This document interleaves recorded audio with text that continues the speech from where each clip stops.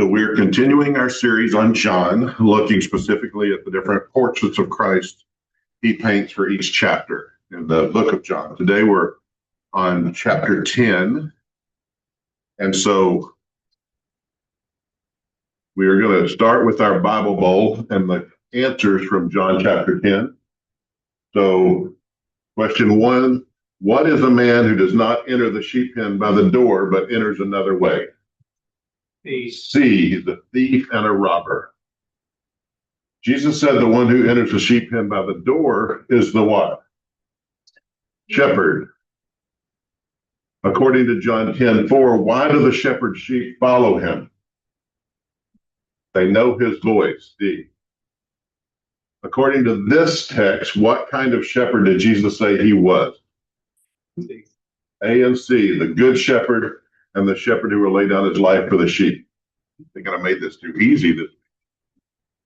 Fill in the blank. Jesus said he had other sheep, not of this fold. What will these other sheep do? Listen to my voice. I really like that when we consider when people say there's all these different sheepfolds, the only ones that are truly his are the ones who listen to his voice. During which season of the year was the Feast of Dedication in Jerusalem? D, the winter. During the Feast of Dedication, the Jews asked Jesus if he was the Christ. Why did he tell them they would not believe? D, I've told you already, you would not believe. You are not among my sheep, or all of the above. All right. After Jesus told the Jews that he and the Father were one, what did they do? D, they picked up stones to stone him. According to the text, where did Jesus go after the Jews tried to arrest him during the feast? John 10:23 and 40. B and C. B and C. He actually A too. It's all of the above. 40 tells us he left the temple in the colonnade of Solomon. So 23 tells us he went across the Jordan and he went where John had been baptized. True or false? John the Baptist never did a sign. Yes. True. False. The word said. What? Said in that verse. It said, they said, John didn't.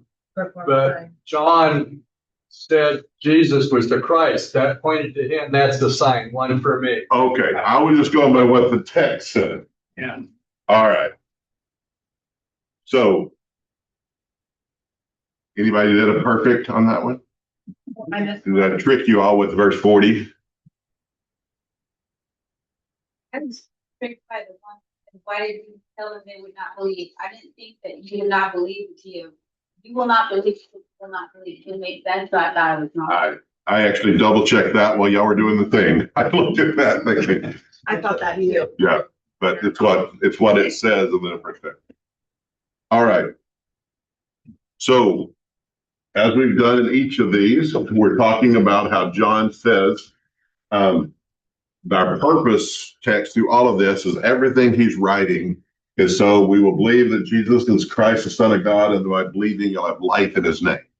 So he says Jesus is the good shepherd because we need to know that, to know who Jesus is, and we have life because of who he is.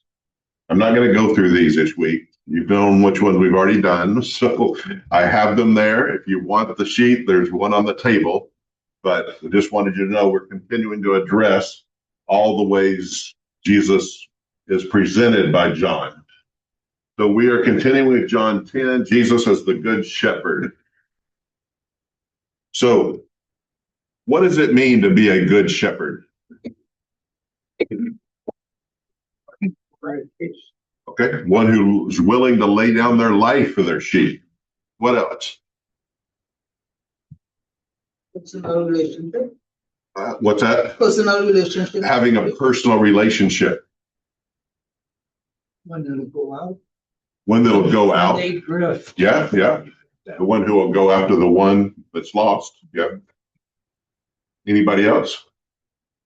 He does what's best for the sheep. He does what's best for the sheep. Yeah. Provide safety. He provides safety. He provides comfort and compassion when they need it. Anybody else? He knows them and he lets them in the pen. Yeah, They belong. absolutely. He knows them and he lets them in the pen.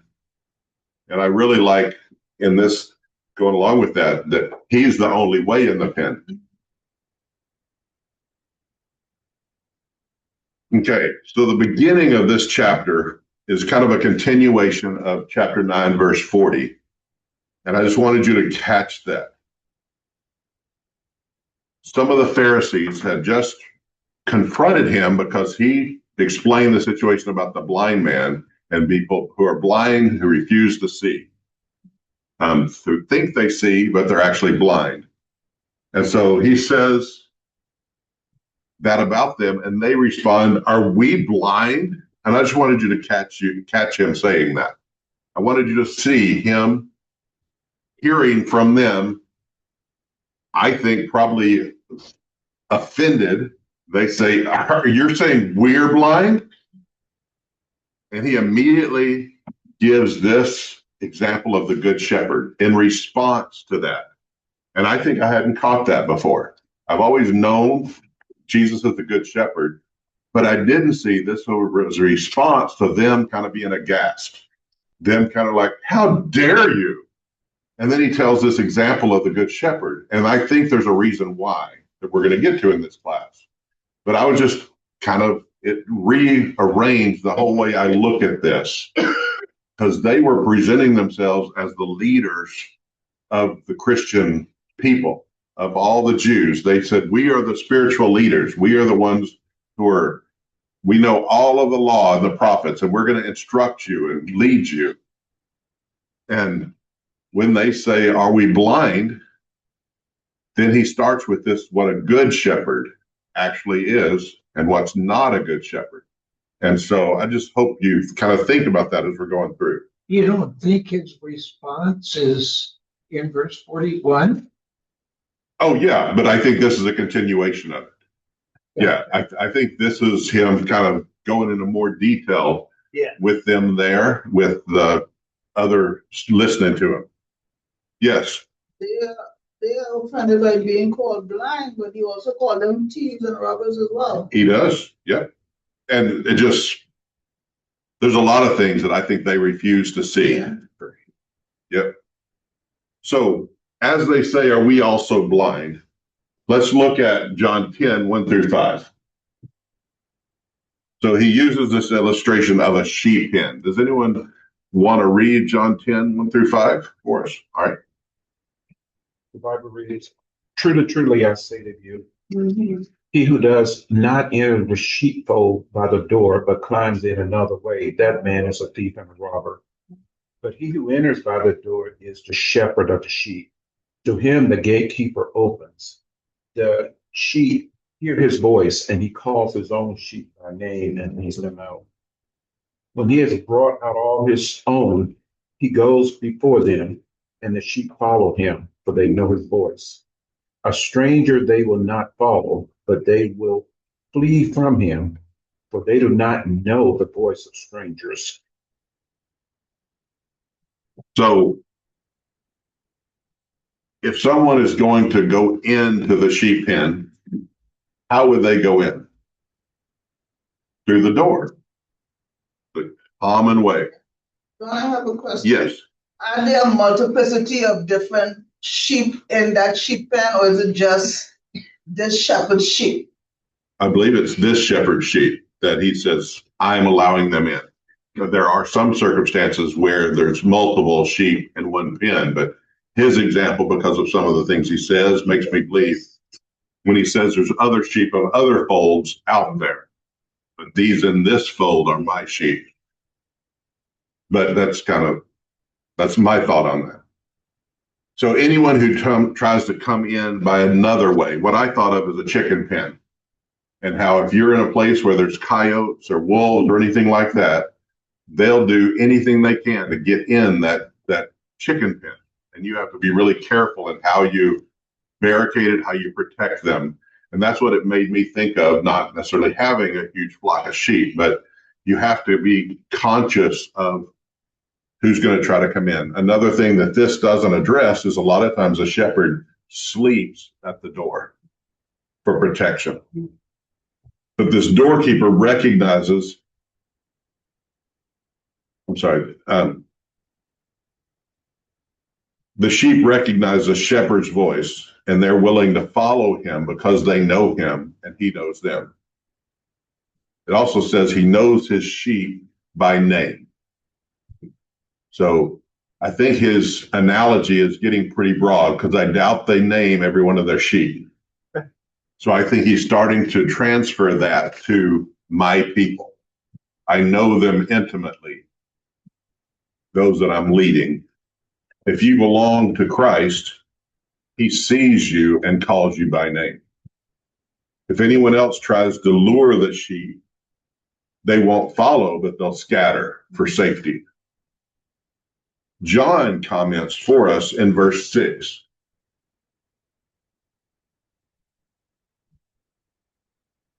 The Pharisees didn't grasp his meaning. He says, this figure of speech Jesus used with them, but they did not understand what he was saying to them. What do you think he's saying to them that these Pharisees couldn't comprehend? They didn't understand.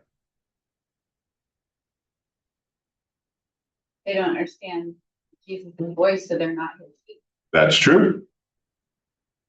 And then this analogy he's using, what about it? Do you think would have been hard for them to comprehend? Yeah. They were not sheep herders. They were not sheep herders. Nope. And there's a lot of Christians today that want to herd sheep the way we do in the Western world rather than the way they did in the Eastern world. Okay. And it makes no sense at all. Okay. Another time. Another thing I wonder is looking at the context of where, are you saying we're blind? And then when he starts this, they're just like, where's he going with this? We're not shepherds. What is he talking about? And when he starts kind of transition it to the shepherd knows all of his sheep by name. He can distinguish every one of them that belong to him. I also think they're refusing to see that they are presenting themselves as shepherds. They're presenting themselves as teachers of the law who's supposed to be leading these Jews. Who are the thieves, though? False shepherds. What's that? False shepherds. False shepherds? Who else do you think the thieves might be? The devil? The devil? Yeah.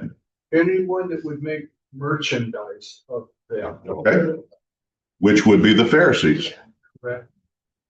So that's what I think, is that the Pharisees are presented as the thieves who are trying to influence these Jews and trying to not let them follow the one who truly cares about them, not wanting them to follow the one who truly offers them life and protection, comfort. Yeah. Just sitting here, I read an article about this missionary that went over to a section there where they raised sheep, and he was skeptic about the voice. Mm-hmm. The voice of the shepherd. He said, oh, they'll follow any voice, if they're hungry. And he tried using his voice to call the sheep. Yep. They showed no interest whatsoever. But when that shepherd called them, they would head right toward him. So I'll give you that was, literal in the sense of what Jesus is saying here. so the voices, to me, the ones trying to lead them astray are the false voices, Yep. the false. So I did a devotional at Harding on this text, and I took a big group of people out to a place where I was kind of the wrangler for all the horses. There's like 12 to 15 horses, and they were all scattered all over the pasture. And I said, you know what? Everyone here, I want you to step up and call the horses. And they whistled, they called, they whinnied, one of them got something and tried to make it sound like a feed bucket. They did everything they could to call them. And the horses just, they'd raise their head, they'd look at him, and they'd start grazing. And I walked up and went, just the way I would whistle, every horse went, and then they took off running to us. And it was just the minute difference of my whistle compared to everybody else's. Every time I came out to feed them, I would whistle. Every time I came out to pet them, to brush them, to just spend time with them, I would whistle, and they would all come running to get their coats brushed. But it was so interesting to the people there. What is it about just that minute difference? And we then talked about, they brought up, I had showed them compassion. I had showed them care. I had showed them comfort. I was truly not going to abuse them. Other kids had come by and thrown rocks at them. Other kids had done all this stuff to kind of think it was funny, but I was the one that was always there for them. And they knew my whistle. And they had a whole lot of comparisons to Jesus and all the things he provides for us if we listen for his voice, if we listen to his word. So anyway, that's a tangent, but that made me think, yeah. Because there are other shepherds. Yeah. But he is the good Absolutely. shepherd. So like other people try to call your horses. Yeah. But you were the one, like you said, who took care of that. Yeah. You know, so there are other shepherds out there. Yep. Just one other funny thing. So my horse I had for like 5 years at my house. If y'all know where I live, I would turn on Fir Tree, and I'm a mile down from Fir Tree. And that horse would hear my truck, and he would start neighing and start running to the fence. And I would look across while I'm still on Fir Tree, 300 yards, and that horse was running to the fence because he knew my truck.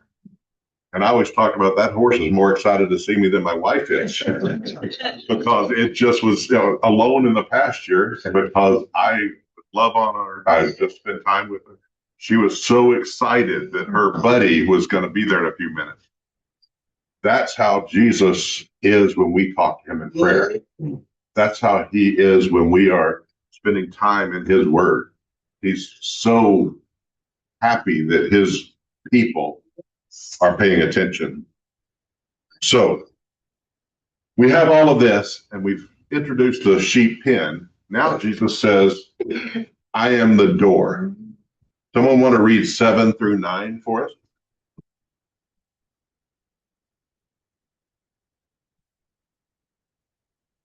Nobody has okay. So Jesus again said to them, truly, truly, I say to you, I am the door of the sheep. All who come before me are thieves and robbers, but the sheep did not listen to them. I am the door. If anyone enters by me, he will be saved and will go in and out and find pasture. And you said 10? No, that's good. Okay. He is the only way to enter into his church. And the Pharisees were presenting all these laws, and they were presenting all these rules and guidelines, and they were actually the thieves who were trying to keep people from the one who truly loved them and cared about them. And they were blind in their pursuits. They were just so wrapped up in what they wanted. They didn't see the needs of the people. Matthew 7, 13 and 14 also says, enter by the narrow gate, for the gate is wide and the way is easy that leads to destruction. And those who enter it are many. For the gate is narrow and the way is hard that leads to life. Yeah. And those who find it are few. Yeah. So the way in to Christ and his church, a lot of people say they're doing it, but they're not truly doing it because the only way in is through Christ.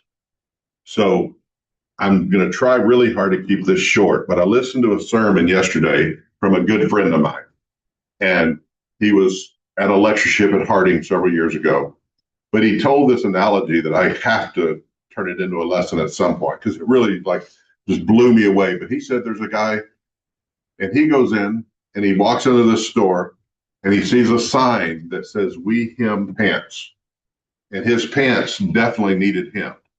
And he thought, oh, okay. So he said, do you have a bathroom? So he goes to the bathroom. He takes off his pants and he just opens the door and he said, "Here, can you hem these?" And he's shaking the pants at the person. And they're like, "What?" And he said, "Can you hem these?" And he's shaking the pants. And they said, "I don't know what you're talking about." He said, the sign, you said you hem pants." He said, "Sir, we make signs." Oh.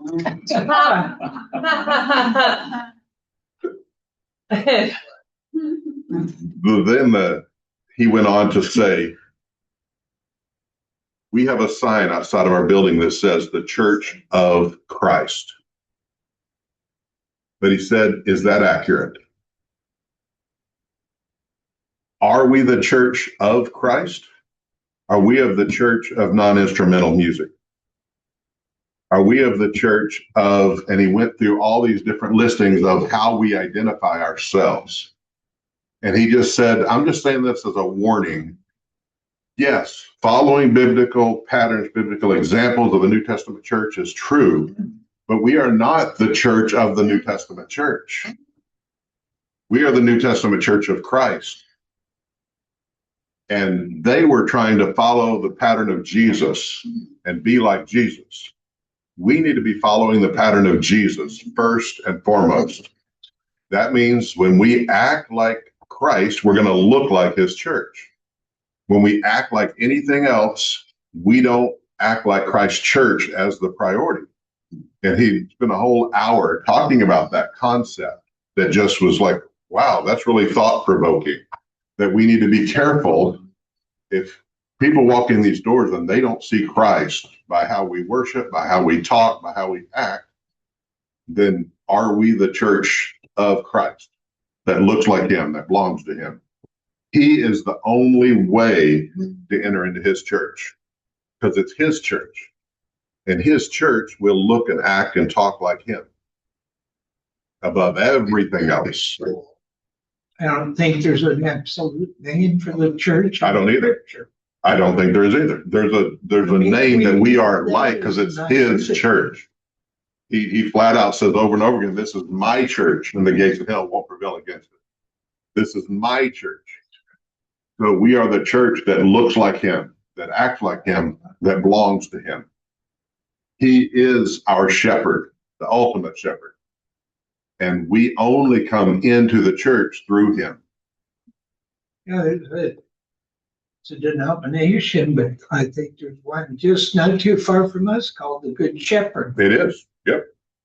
So we already talked about this a little bit, but it goes on in this text. He says the shepherd protects his people from those who seek to destroy them.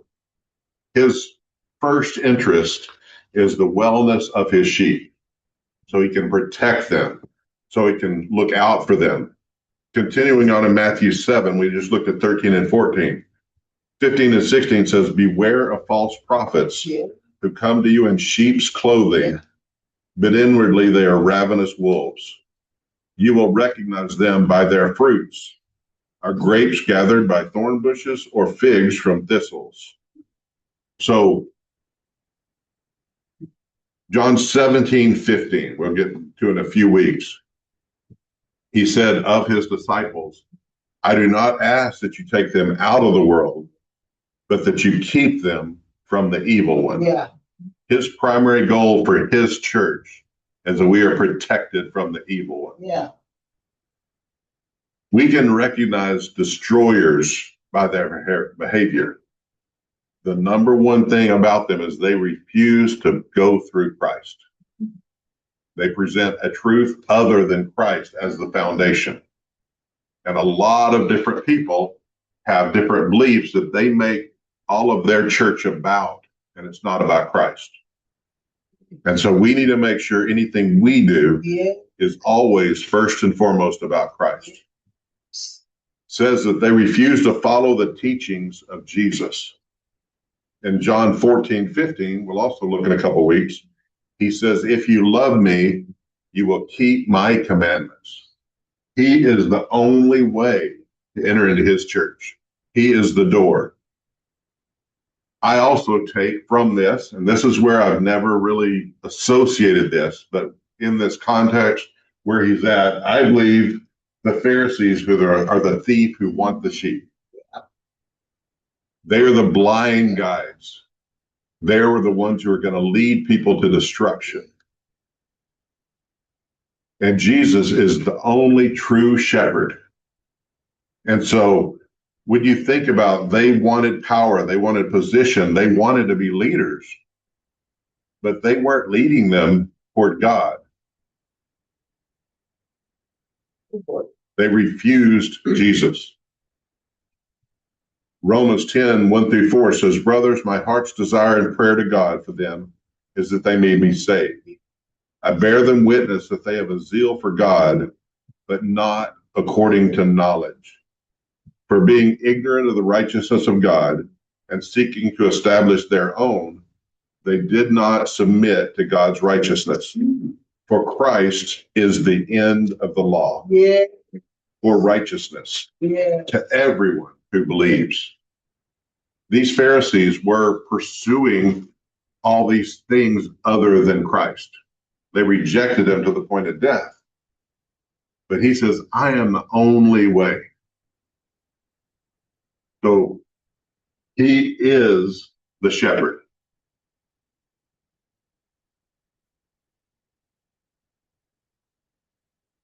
Why does a sheep come? A thief come? Steal, to take what's yours? He says in depth 10 and 11,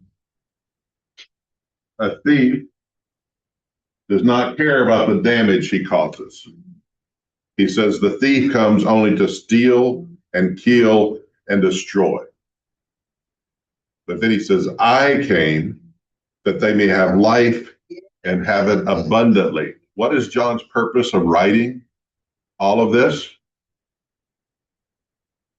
So we will believe that Jesus Christ is the Son of God, and that by believing we will have life in his name. And Jesus flat out says, I came that they may have life and have it abundantly as the good shepherd. He says, I am the good shepherd. The good shepherd will lay down his life for the sheep. Were the Pharisees going to die for anybody? They definitely weren't compassionate about the sheep. Think about how they were with the blind man. Think about how they were with the man who picked up his mat and walked on the Sabbath. The last thing they were is caring and compassionate about the people. And Jesus, The Good Samaritan. Yes. Yep. Who's my Don't go too far. That's my devotional tonight. But I know what you mean, yeah. The actual shepherds lay down their lives for their sheep. I'm talking about the physical shepherd. I believe they did, if it was necessary. Wow. We know that if the wolves come, some of them were laying literally at the door of the sheep to protect them. I don't know if that was death or not, but a hired hand is not as careful with someone else's property. Mhm. So I did hear a lesson, I think it was like 8 years ago at Faith Builders, that really hit me. It was about, if you're a minister, are you the hired hand or are you trying to be like the shepherd? And it was really thought provoking. And it went through this contrast of, as the hired hand, are you just getting a paycheck? Are you just doing your job to the extent that people won't be disappointed and fire you? Or are you truly caring about the sheep and invested in their spiritual success? And so it was really thought provoking. So John 10, 12-13. He who is a hired hand and not a shepherd, who does not own the sheep, he sees the wolf coming and leaves the sheep and flees, and the wolf snatches them and scatters them. He flees because he's a hired hand and cares nothing for the sheep. Kind of like he will run at any sign of danger. But the shepherd truly cares about his flock. The sheep know their shepherd, and the shepherd knows his sheep. Notice verse 14. I am the good shepherd. I know my own, and my own know me. The call of the gospel, the message of Christ and what he's done goes out to everybody. Why doesn't everybody respond to the call? They don't know his voice. They don't think he's there for their best interest. They have other interests above him and what he's done. They don't believe in him. It's a lot of the same reasons that people didn't come then. They were so wrapped up in their history and what they were looking for that they refused to see what was right in front of them. The sheep knows their shepherd. Not all are interested in following Christ, but those of us who are, what do? We truly trust him. We listen to him. Notice verse 15. Just as the Father knows me, and I know the Father, I lay down my life for the sheep. And then he goes on to something that's confused a lot of other people through the years. He has other sheep. And I have had discussions with people at Harding, out in the community, and they say, I'm just the other sheep. I'm not Church of Christ, but I'm the other sheep. And my favorite is I say, oh, do you listen to his voice? Because that's the only other sheep he says are out there, are the ones who listen to his voice. He says he's going to bring them. He And is. they're all going to be part of one flock. Yep. So they can't say they're a different flock. Yep. It just, they have all these different things they say. And that was the whole gist of what he was saying, because there's Gentiles out there and they're all going to come and be blended. But other people today like that verse because they say we're all different tribes. And so, all right. It's like everyone's favorite verse. Yeah. It is. And then I what? mean, in John 3:16. Yeah. Which, Yeah. So go into with what you said just a minute ago. They will all be one flock, according to Galatians 3:26-28. Yeah. In Christ Jesus, you are all sons of God through faith. So how do you come in? Through Jesus. For as many as you were baptized into Christ have put on Christ. There's neither Jew nor Greek, neither slave nor free. There's no male and female, for you are all one in Christ Jesus. That's the other sheep he's referencing. The people who listen to his voice. The joining also requires death. In Ephesians 2:12-17, we're not going to read it all, but it goes into how Christ, you were once far off, and now he's brought you near by his blood, by his ultimate sacrifice. That's how we can all come near. And then at the end of it, it pretty much says, God is well pleased with his son because of who he is and what he's doing. Someone want to read 17 and 18 of John 10? Okay. For this reason, the Father loves me, because I lay down my life so that I may take it again. Yeah. No one has taken it away from me, but I lay it down on my own initiative. Yeah. I have authority to lay it down, Yeah. and I have authority to take it up again. This commandment I received from my Father. And then just going along with that, Hebrews 5:7-9. In the days of his flesh, Jesus offered up prayers and supplications with loud cries and tears to him who was able to save him from death. And he was heard because of his reverence. Although he was a son, he learned obedience to what he suffered. And being made perfect, he became the source of eternal salvation to all who obey him. That he was laying down his life on his own authority. As the shepherd, he made the choice. My sheep are worth it.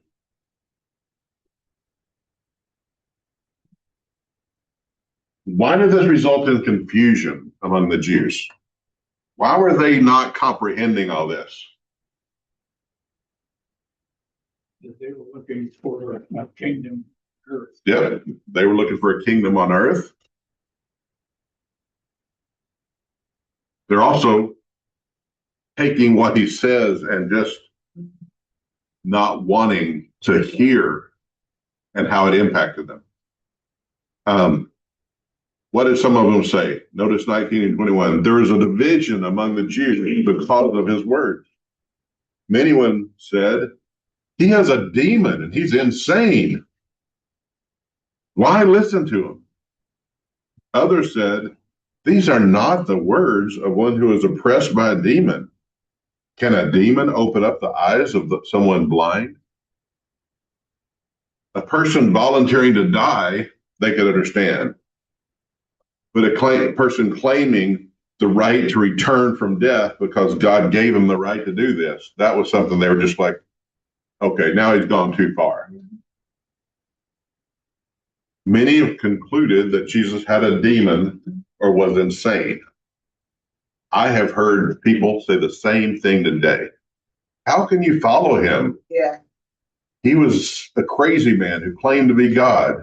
And I've heard all of this different stuff that even today people refuse to acknowledge him as a son of God because it would result in them needing to change, them needing to accept him.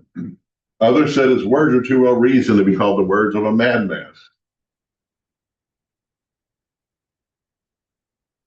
We have Jesus as the good shepherd.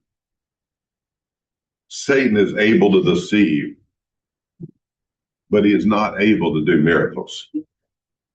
He's not able to truly reflect the power of God. Do you see Jesus as your good shepherd?